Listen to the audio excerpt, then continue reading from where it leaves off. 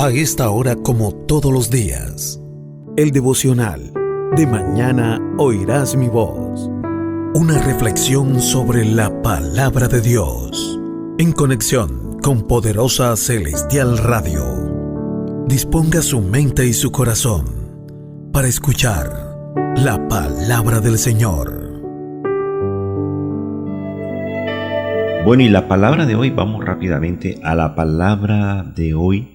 Una palabra muy hermosa. Hemos estado buscando algunas cosas para ir desarrollando estos temas. Realmente hay muchos temas que desarrollar, hay muchos temas que enseñar, hay muchos temas que aprender. Y si usted tiene una pregunta, porque yo siempre sé que hay dudas en el pueblo, pues usted lo puede escribir acá al número de la emisora, número interno de la emisora. El Salmo capítulo 136, un salmo de 26 versículos. 26 versículos. El Señor nos habla en el Salmo capítulo 136 con 26 versículos. Y los 26 versículos no dejan de exponer la expresión porque para siempre es su misericordia. Porque para siempre es su misericordia. Por eso el Salmo capítulo 136, el subtítulo es Alabanza por la misericordia eterna de Jehová.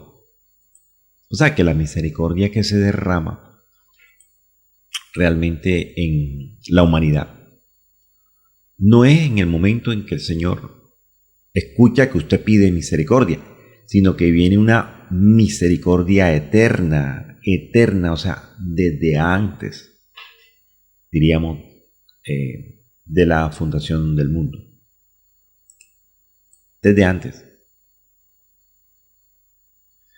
Y la palabra misericordia viene del hebreo yexek, termina en D, de dedo, y es con J. Porque la KJ suena como una guía, yexek, que significa bondad. Y esa bondad implica a Dios. Implica a Dios. También esta palabra significa piedad, belleza, agradecimiento, benevolencia, benignidad, clemencia, consuelo, favor, hacer merced, hacer gracia, una misericordia, la palabra yesek. Por eso nos habla en todas estas frases, una fraseología en la cual termina cada versículo del Salmo capítulo 136. Usted lee los 26 versículos del Salmo 136 y termina porque para siempre es su misericordia. ¿Por qué, pastor? Porque es eterna la misericordia. No es en el momento en que usted clama, ni en el momento que usted la dice, ni en el momento que usted la pide. Es eterna, ella viene desde antes de la fundación del mundo. Por eso la misma palabra dice que de tal manera amó Dios al mundo. Porque hay una misericordia eterna, ella viene desde antes. Y la misericordia de Dios es como una cualidad divina, una compasión, un perdón que se manifiesta de la manera como Él trata a los suyos, cómo trata a sus hijos, cómo trata a la humanidad. Porque toda la humanidad, toda le interesa a Dios, fíjese, toda. Nosotros somos los privilegiados, predilectos, pero no somos los únicos. El Señor ama a toda la humanidad, todo el globo terráqueo. La Biblia nos habla de que de tal manera amó Dios al mundo, pero no se refiere en este caso, ponga la atención a esto, amado hermano, para que no cometa el error. En este caso no se refiere al mundo como globo terráqueo o al mundo como lo que está en el mundo. aquí se refiere al cosmos. O sea, en general, un término general. Usted lo puede buscar en Google, búsquelo en Google y usted puede buscar la palabra mundo eso está en griego, mundo en el griego. O yo le voy a dar la nota para descifrarlo, porque la Biblia está encriptada. Y prácticamente lo que hace el Espíritu Santo es desencriptar la Biblia a través de la revelación de la palabra. Entonces creo que está en el Evangelio de Juan. Dice la palabra, vamos a mirar Juan capítulo 3:16. Y si vamos a buscar la palabra mundo en el griego, entonces yo le puedo regalar a usted este código, el G2889, G de gato, para que lo tenga ahí anotado. Y ahí me lleva a la versión Strong Greek Lexicon de la King James Version. O sea, en español es la versión del rey Jacob.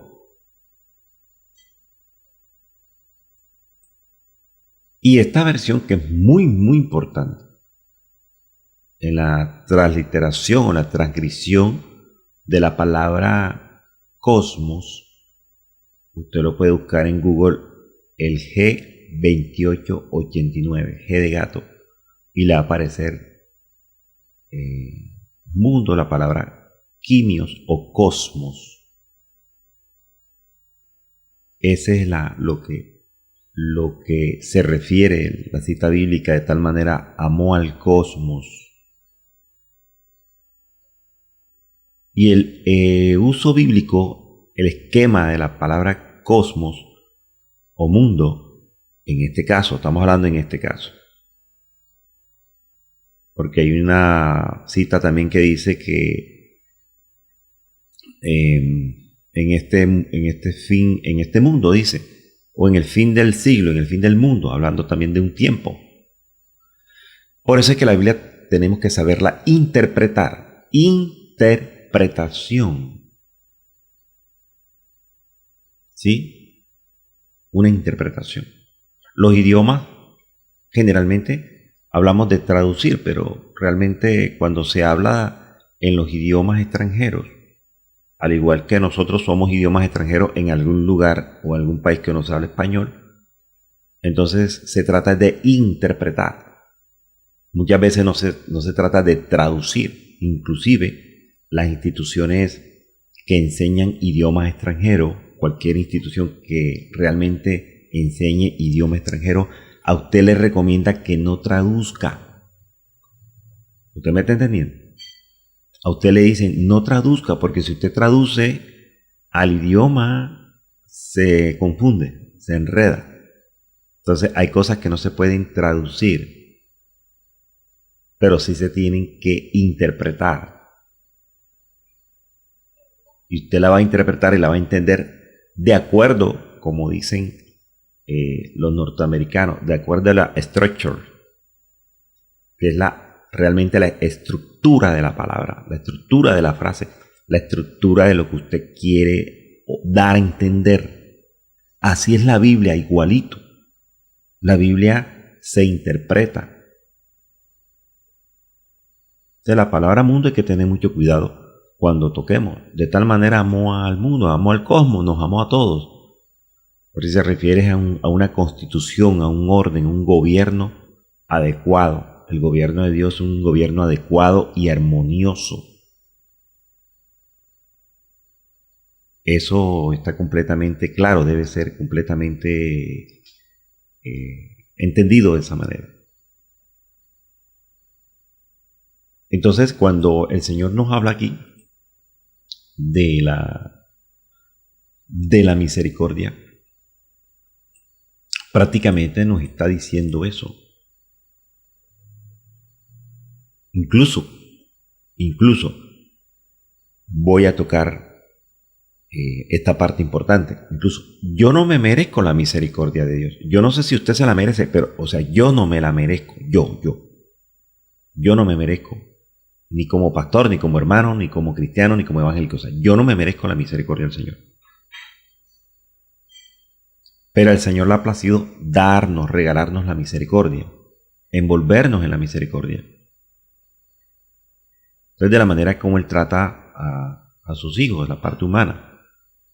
Entonces, la misericordia es una expresión de amor de Dios. La misericordia es una expresión de fidelidad de Dios. Por eso es que Él nos brinda, nos regala el perdón de pecado. Hay una palabra, creo que está en Proverbios, donde dice que el que declara su pecado y se aparta, dice, alcanzará misericordia. Entonces, Él me brinda el perdón a mí. Él me lo da, el perdón de pecado. Es la provisión que Él me da a mí. Y con esa provisión me está ayudando para que yo comience una etapa de restauración. A muchos se les ha olvidado esto, que usted llega al Evangelio para que usted se vaya restaurando de muchas cosas. No solamente en la parte económica, como te lo predican de una manera mentirosa para confundirte. No, el Señor nos va a restaurar completamente todo. Toda nuestra vida va a estar en orden. Todo. Por eso es que habla de la parte nueva. Todo es nuevo. Todo lo hace nuevo. Nacer de nuevo. Lo primero es nacer de nuevo. Comenzar. Nacer de nuevo es como comenzar de cero. Usted se va para un lugar y usted comienza de cero. Diríamos entonces de una manera popular. Diríamos entonces con una mano adelante y otra atrás. Eso es nacer de nuevo. O sea, comenzar de cero en esta nueva etapa. Los que están ingresando en el camino del Evangelio. Y todos los días nosotros tenemos que morir a 3 puntos suspensivos. Y todos los días tenemos una vida nueva en Cristo. ¿Cómo se llama eso, pastor? Restauración.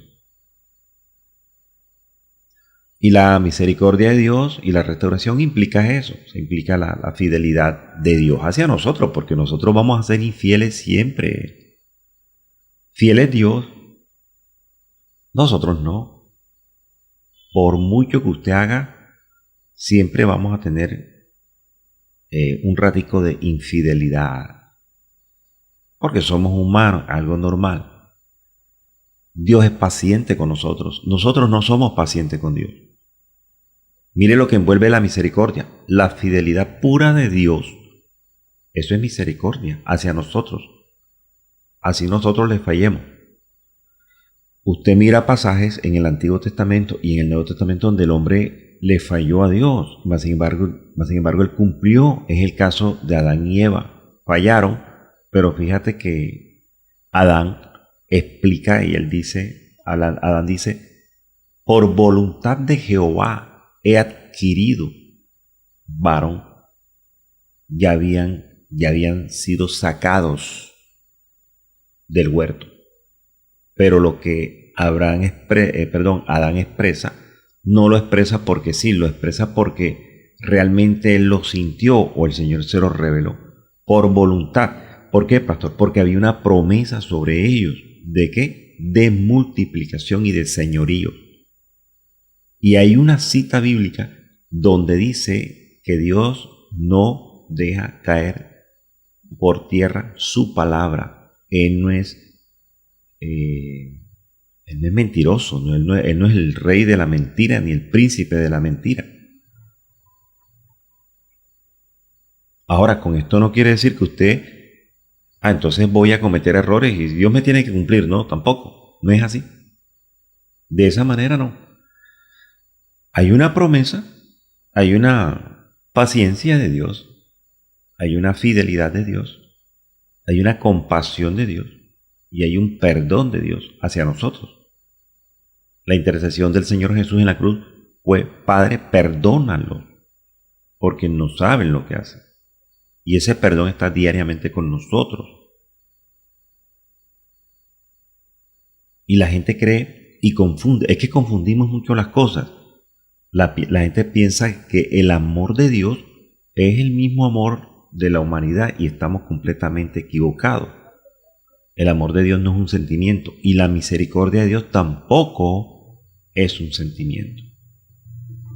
No es un sentimiento. Entonces, la misericordia de Dios no es un sentimiento, no es. Entonces, ¿qué es, pastor? Es como una acción. Es como un deber, pero de Él. Porque el amor es un atributo de Él y es un atributo compartido. El amor de Dios no es un sentimiento como el de nosotros. Algunos expertos en el tema dicen que entonces hay varias clases de amor, que es el amor filos, el amor erótico, y tienen otras clases de amores, diríamos de tipos de amores, pero entre ellos se relaciona mucho el filos y el eros, eróticos, entre esposos, ¿sí? Erotismo. El amor de filos, que es entre familiares, también entre amigos, entre parientes. Pero el amor ágape es completamente diferente. Es diferente. ¿En qué se manifiesta, pastor, esa misericordia y ese amor de Dios hacia nosotros? En la manera en que Él nos trata a diario como pecadores. Nosotros somos cristianos evangélicos, pero no hemos dejado de ser pecadores. Pecadores. Usted y yo somos pecadores. Así nos usa el Señor, profeticemos, así nos montemos un altar, hablemos en lengua, interpretemos lengua. No dejamos de ser pecadores. Somos pecadores por excelencia. Pero algunos predican como si no fueran pecadores ellos, sino que los pecadores el resto. Por favor, hermano.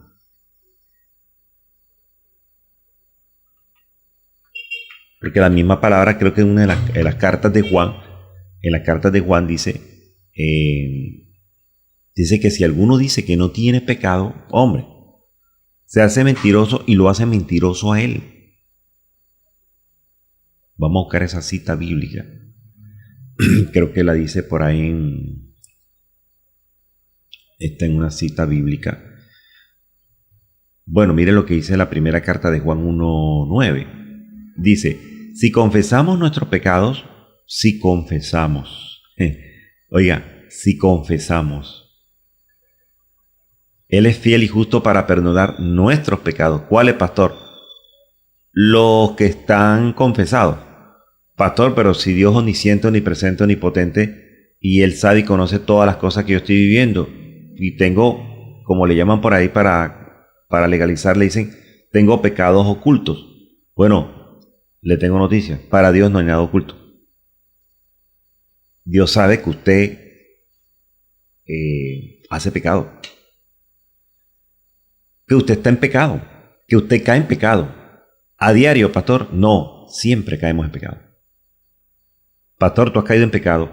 Yo no he caído en pecado, yo estoy en pecado. Mientras que estemos en este cuerpo de muerte, ¿quién me librará de este cuerpo de muerte? ¿Por qué va a morir el cuerpo? Por el pecado.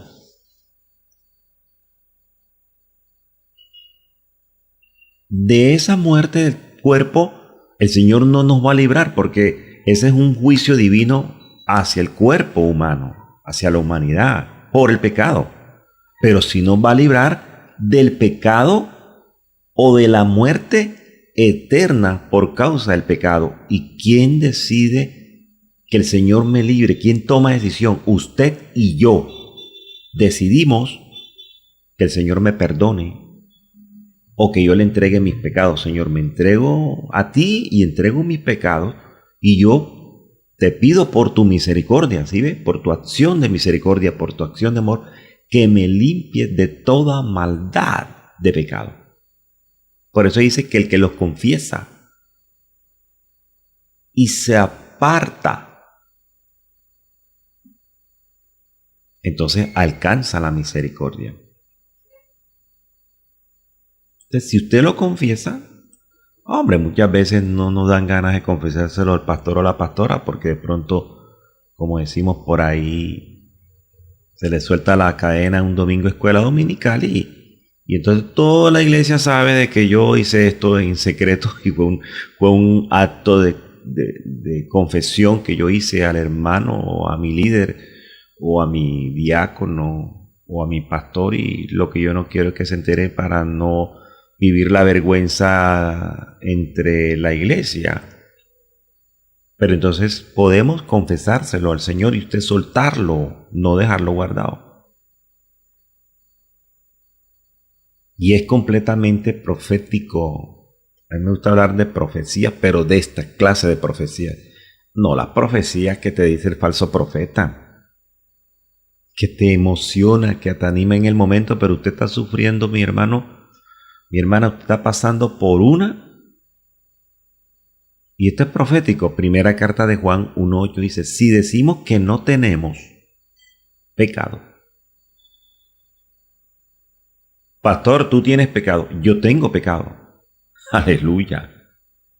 Usted se puede parar en el altar y decir, hermano, yo tengo pecado. Qué bonito cuando una persona dice, pastor, mire, yo tengo pecado. Es que los tenemos. Todos tenemos pecado. No nos hagamos ahí de la vista gorda. Todos tenemos pecado. Todos. Nadie tiene más pecado que el otro. Si usted cree que tiene un pecado pequeño y el del pastor es un poquito más grande, entonces el pastor tendrá mayor condenación. No. Pecado es pecado. El pecado no tiene nivel. Pecado de oído, pecado de vista, pecado de olfato, pecado de boca, pecado de manos, pecado de tacto. Por eso tenemos los 5 sentidos. Por eso la carta de Juan, capítulo 1:8, confírmela en su Biblia electrónica o tome nota y lo verifica. Si no es así, usted me escribe, pastor, usted es un mentiroso. Porque así no dice la Biblia. Pero la Biblia mía, la RB60, en la primera carta de Juan 1:8 dice, si decimos, o sea, si el pastor dice que no tengo pecado, yo no puedo decirle, hermano, ustedes son pecadores y yo no tengo pecado y el Señor se los llevó. No, yo tengo pecado. Vivimos en una laguna de pecado, en un mundo de pecado. Y el pecado va a entrar por cualquiera de los 5 sentidos. Y si yo digo que no tengo pecado, entonces dice, nos engañamos a nosotros mismos. Y la verdad, o sea, Cristo, no está en nosotros. Es que el problema no es estar en pecado ni caer en pecado. El problema es soltar la carga de opresión. O sea, confesarlo, Señor, mira.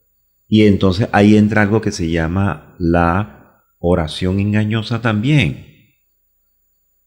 Y usted tiene, lo he dicho, lo he recomendado, son recomendaciones acá que el Señor nos ha dado en el discernimiento de la palabra de las 6 de la mañana. Usted tiene que hablar con Dios y no decirle si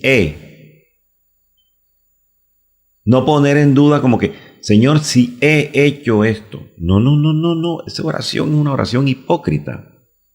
Es una mala oración.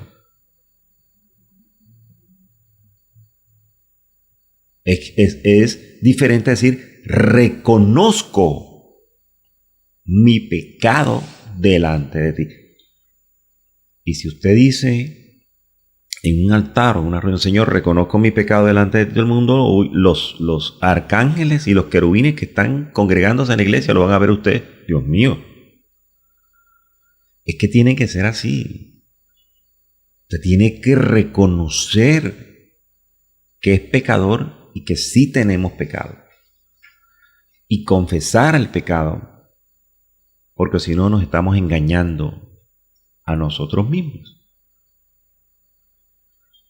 Por eso dice que si los confesamos, Él es fiel y Él es justo y Él es misericordioso para perdonar. Fíjese, Él no dice para otra cosa. Él dice para perdonar. Últimamente me he preocupado porque me han escrito muchos hermanos de otras congregaciones, inclusive de afuera, donde me dicen que el Señor no les responde, no les escucha, que el Señor ha tapado los oídos. Y usted no puede decir eso. El Señor siempre nos oye, siempre nos escucha. Y Él es tan fiel y justo que no solamente nos perdona los pecados, porque esa es otra cosa.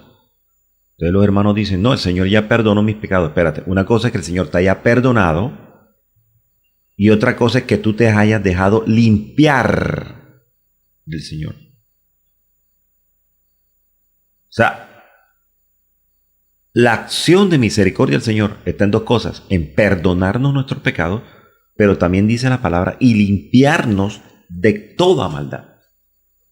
Ahora, falta de que usted confiese el pecado para perdón, ¿verdad? Señor, confieso. Señor, mira, yo no puedo con esto es una carga. Otra cosa es que usted, ya el Señor cuando perdona, entonces viene un segundo paso, diríamos. Entonces ahora yo te quiero limpiar de toda maldad. ¿Y cuál es la única manera de que el Señor me limpie de toda maldad? Hay alguien que nos limpia de toda maldad. O hay algo que nos limpia de toda maldad.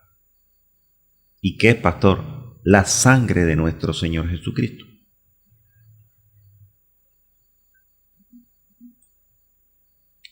Es lo único que nos puede limpiar de toda maldad. Nada más, no hay ningún otro sacrificio. No hay dádivas, nada, no hay nada. Escrito está.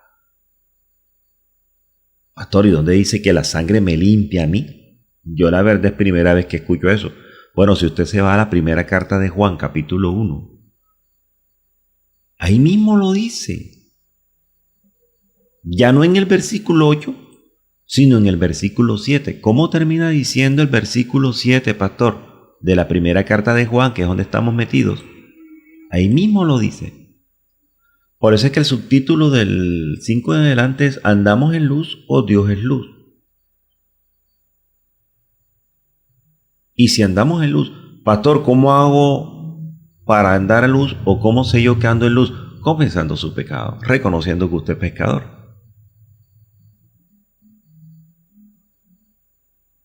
Y la primera carta de Juan 1.7, un versículo antes, termina diciendo, y la sangre de Jesucristo, su Hijo, nos limpia de todo pecado. Entonces el Señor ofrece el perdón, yo recibo el perdón del Señor, porque es el que me perdona. Pero también debo recibir el sacrificio de Cristo, porque a través de la sangre de Cristo es que me voy a limpiar yo. O Él más bien me va a limpiar a mí de toda maldad, a través del sacrificio de Cristo. Qué bonito, ¿verdad? Lo que Él ofrece. Te ofrezco el perdón, pero mira, toma la vida, la muerte, el sacrificio de Cristo y toma la sangre.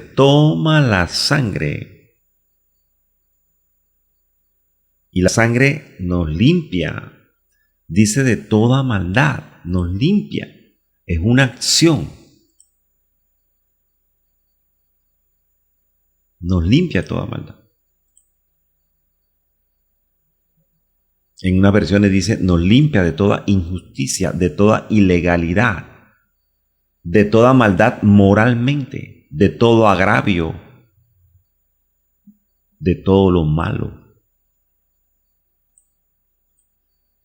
La misericordia está completamente relacionada con el sacrificio de Cristo. Por eso Él muere por todos nosotros, no solamente por usted y por mí. Algunos creen que murieron por ellos. No. Murió por todos. Por eso es que eso no es un sentimiento, es una acción de Dios. Ahora, muchos creen que la misericordia que el Señor nos da se refleja en las bendiciones naturales, en las bendiciones diarias de comprar un caso, un carro, una casa, una beca, fincas. Ay, no, qué bendición la misericordia de Dios. No, no, no, no, de eso no se trata, hermano.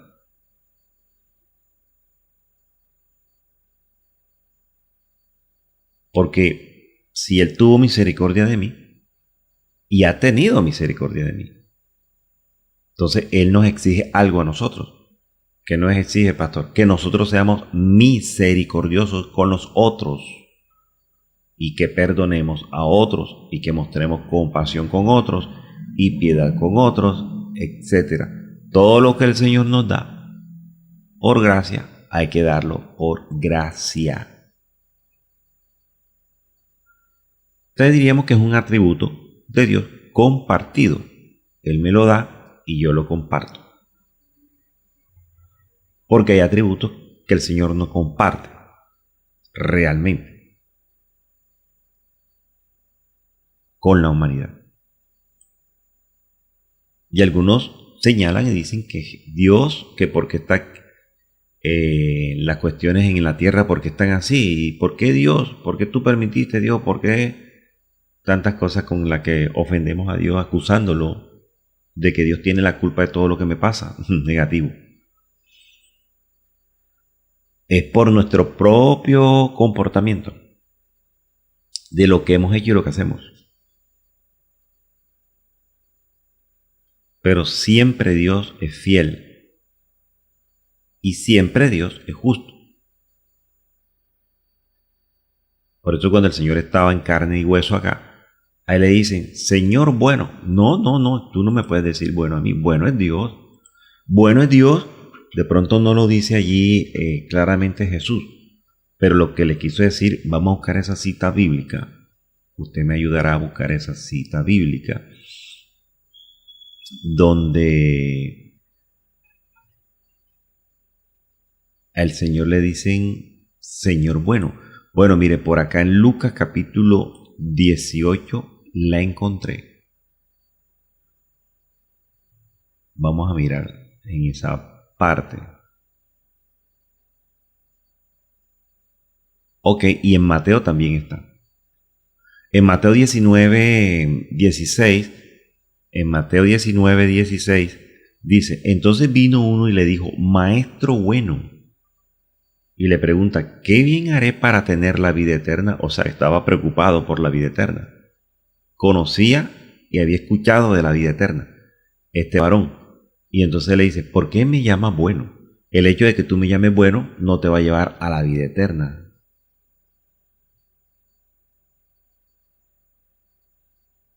Algunos dicen, es que yo tengo un Dios bueno, eso no te va a llevar a la vida eterna. Ni a la salvación, eso no te va a salvar. Algunas personas creen que porque ponen alabanza todos los días o antes de abrir un negocio, les va a ir bien o son salvos. Error. Hay que sacarlos de esa mentira. Algunos creen que porque hacen una acción buena van a tener salvación y vida eterna con Cristo. Error. Hay que sacarlos de esa mentira. El hecho de que usted mantenga alabanzas en su casa de oraciones, si no hay un arrepentimiento genuino, no hay salvación. No hay vida eterna. Así usted se sepa todas las alabanzas y adoraciones que quiera. Por eso el Señor le dice, ninguno hay bueno, sino uno. Y hay dos puntos seguidos. En la Biblia mía hay dos puntos seguidos. Dios. Ahora, más si quiere entrar en la vida, le dice el Señor a este muchacho, guarda los mandamientos. ¿Cuáles mandamientos? ¿Los de Jesús? No, los de Dios. Y él le comienza a dar las instrucciones de los mandamientos.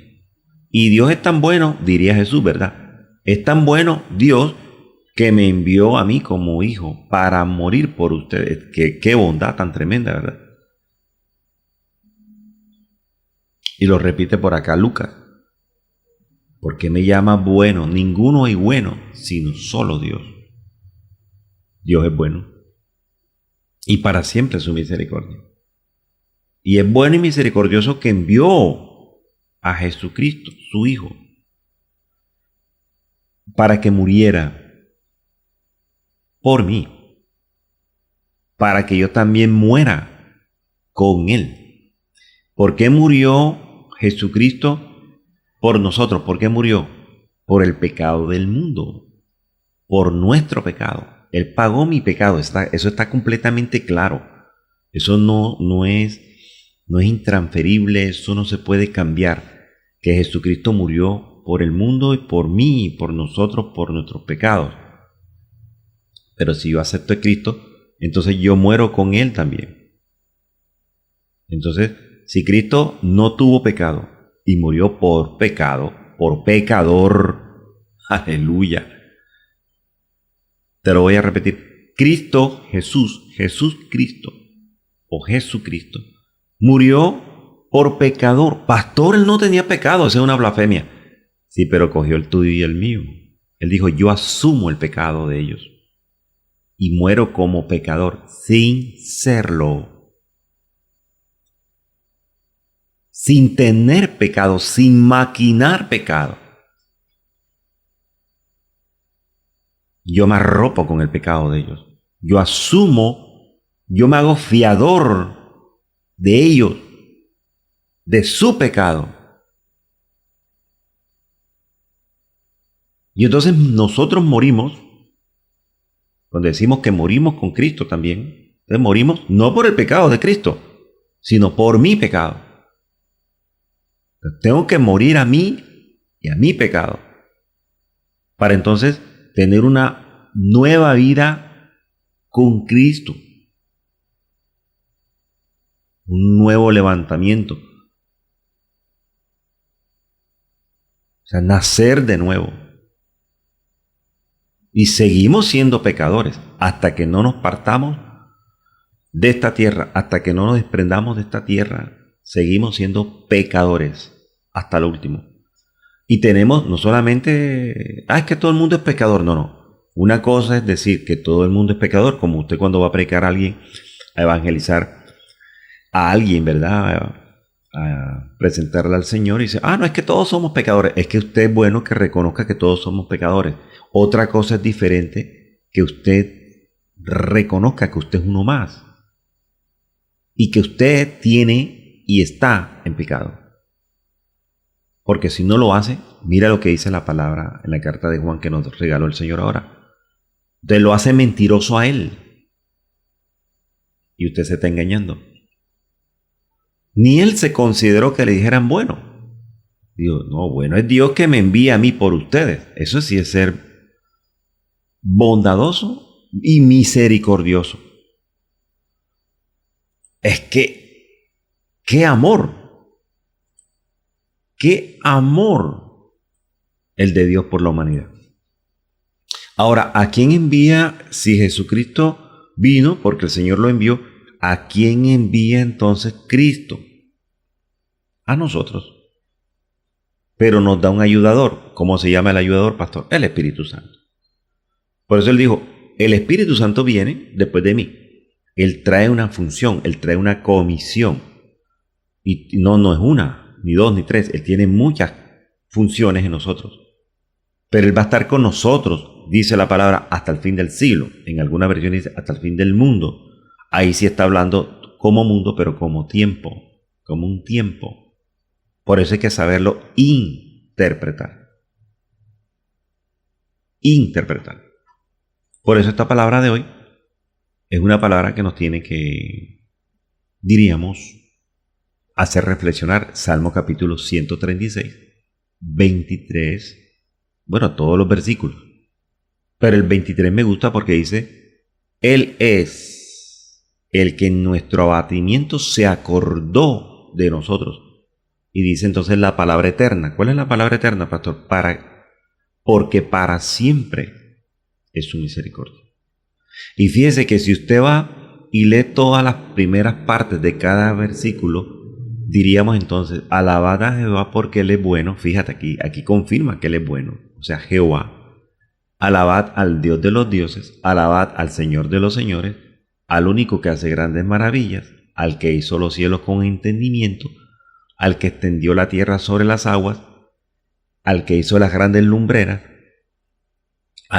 el sol para que señorease en el día, la luna y las estrellas para que señoreasen en la noche, al que hirió a Egipto en sus primogénitos, al que sacó a Israel de en medio de ellos, con mano fuerte y brazo extendido, al que dividió el mar rojo en partes, al que hizo pasar a Israel por en medio de él, y arrojó a Faraón y a su ejército en el mar rojo, al que pastoreó a su pueblo por el desierto, al que hirió a grandes reyes y mató a reyes poderosos, a Sehón rey amorreo, a Og rey de Basán, y dio la tierra de ellos en heredad a Israel su siervo.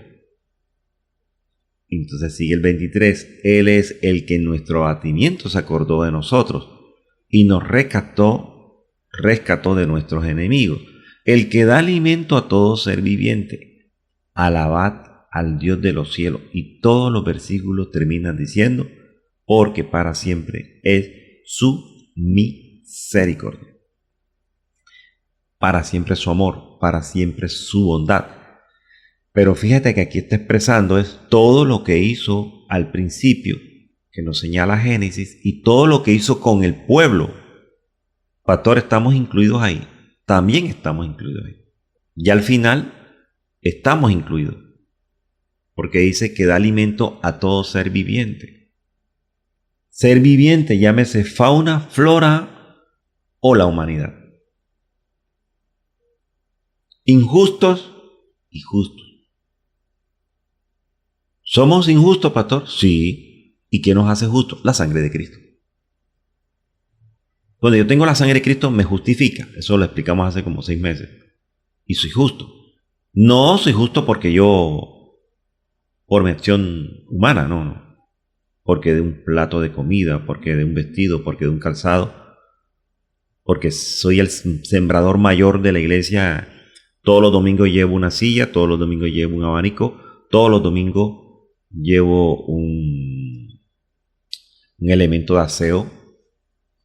No. Eso no me hace bueno, ni justo. Lo que me justifica es la sangre de Cristo. Reconocer, ojo, y no pisotearla. ¿En algún momento has pisoteado, pastor, la sangre de Cristo? Sí. Pastor, claro, ¿en algún momento has pisoteado la sangre de Cristo? Pastor, sí, yo la he pisoteado. ¿La has tenido como inmunda, pastor? Sí. El problema es que yo me quede con eso. El problema es que yo no lo reconozca. Pero sí lo hemos hecho. Por lo menos yo sí lo he hecho. Yo abro mi corazón y se lo digo a usted. Yo sí ya lo he hecho. ¿Y qué has hecho, pastor? Dios mío, rogarle, implorarle, Señor, gracias por tu misericordia. Señor, ayúdame. Estamos en este cuerpo de muerte, lo dijo el apóstol Pablo. ¿Quién me librará? ¿Quién? Por eso Hebreos dice, ¿cuánto mayor castigo pensáis? ¿Cuánto mayor castigo crees que merece el que pisoteare al Hijo de Dios y tuviere por inmunda la sangre del pacto? ¿Por qué, pastor? Porque la sangre es la que nos justifica, pero también nos santifica. Eso no es que santificado sea tu nombre, líbranos, Señor, se persina. No, eso no es así. A mí no me santifica una cruz en la cara o en el rostro o en el pecho, no. A mí me santifica y a usted lo santifica. Es la sangre de Cristo. Y cuando nosotros hablamos mal del hermano, criticamos para destrucción del hermano, chismoseamos, murmuramos, desacuerdo, envidia, celos, contienda, pleitos, allí estamos pisoteando la sangre de Cristo y la tenemos por inmunda. Porque esa es la sangre es la que nos va a nosotros a lavar, a limpiar. Y es un paso para la salvación. ¿Sabes? Cuando queremos volver atrás, cuando nos equivocamos, cuando cometemos errores, allí estamos pisoteando la sangre de Cristo. La gente cree que la gente pisotea la sangre de Cristo es cuando, ay, mira que se fue para el mundo, mira. No, no, no. Pero usted que no ha hecho nada, la está pisoteando también. Y cuando usted reconoce, Señor, estoy pisoteando tu sangre, ayúdame. La tengo por inmunda.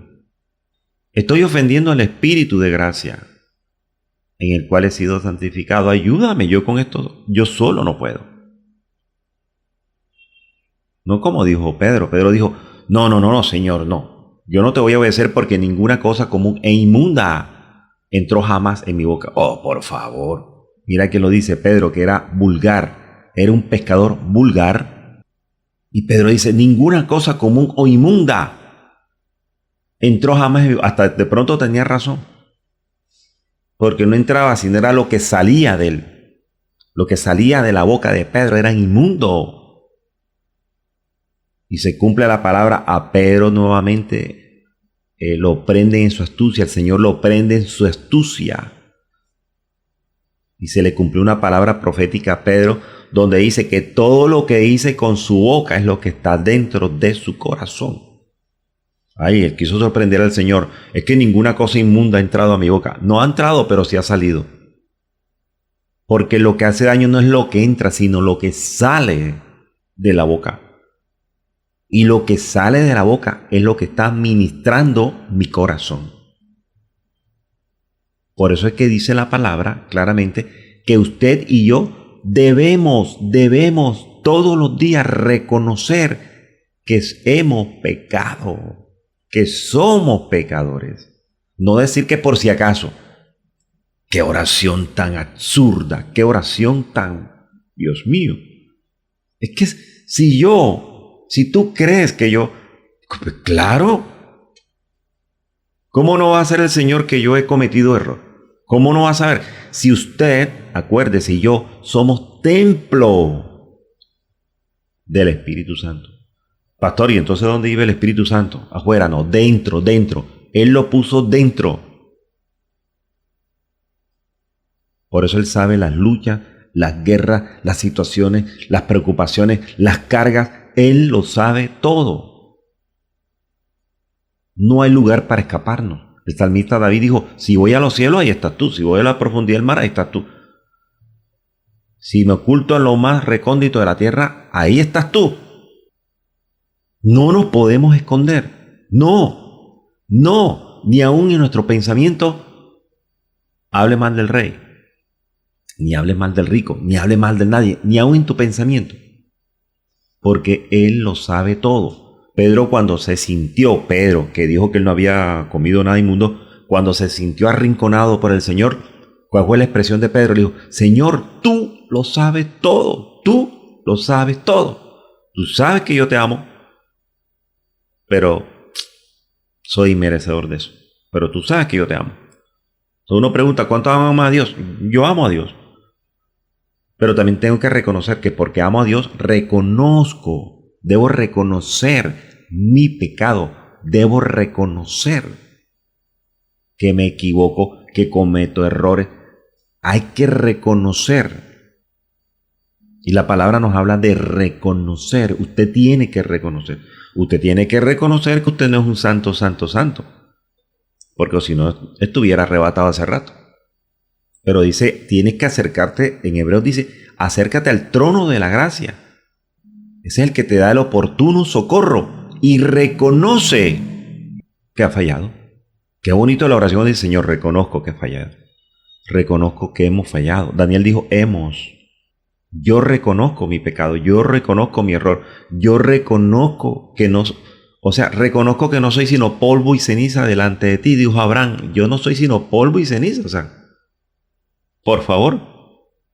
Y cuando usted reconoce eso, oiga, Dios se glorifica. Porque esa oración es una oración en secreto con Dios. ¿Y qué dice la palabra con referente a eso, pastor? Que cuando usted lo hace en secreto, Él mismo nos va a recompensar en el público. O sea, cuando usted está en el público. Pero en secreto tengo que reconocer todas esas cosas. Bendito y alabado es el nombre de el Señor.